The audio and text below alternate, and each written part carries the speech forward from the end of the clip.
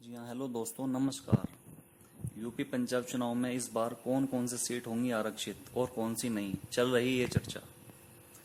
उत्तर प्रदेश में त्रिस्तरीय पंचायत चुनाव को के लिए वोटर लिस्ट पुनरीक्षण की घोषणा होने के साथ अब गांव में सियासी सरगर्मी बढ़ने लगी है। सबसे पहला गुणा भाग इस बात के लिए लगाया जा रहा है कि इस वक्त जो सीट जिस वर्ग के लिए आरक्षित है या अनारक्षित है, अब इस बार के चुनाव के लिए वह सीट किस वर्ग के लिए तय होगी। वर्ष 2015 के पंचायत चुनाव में सीटों का आरक्षण नए सिरे से हुआ था।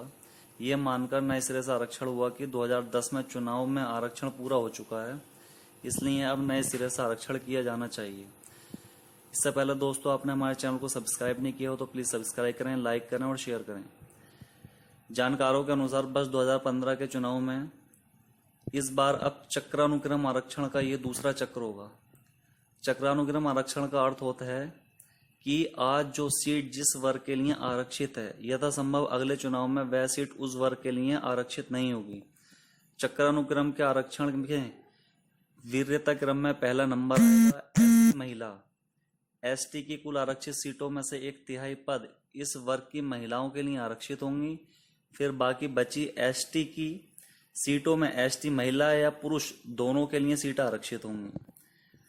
इसी तरह एससी के 21% आरक्षण में से 1/3 सीटें एससी महिला के लिए आरक्षित होंगी और फिर एससी महिला या पुरुष दोनों के लिए।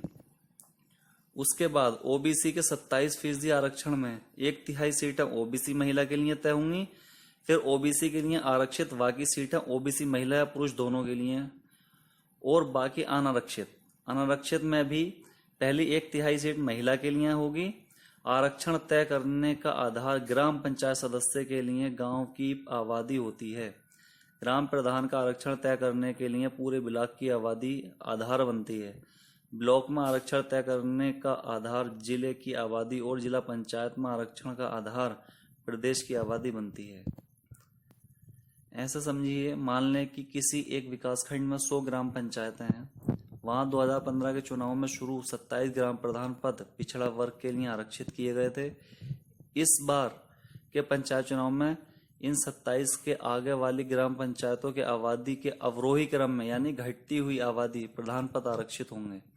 इसी तरह अगर किसी एक विकासखंड में 100 ग्राम पंचायतें हैं और वहां 2015 के चुनाव में शुरू की 21 ग्राम पंचायतों के प्रधान के पद एससी के लिए आरक्षित हुए थे, तो अब इन 21 पदों से आगे वाली ग्राम पंचायतों के पद अवरोही क्रम में यानी एससी के लिए आरक्षित होंगे।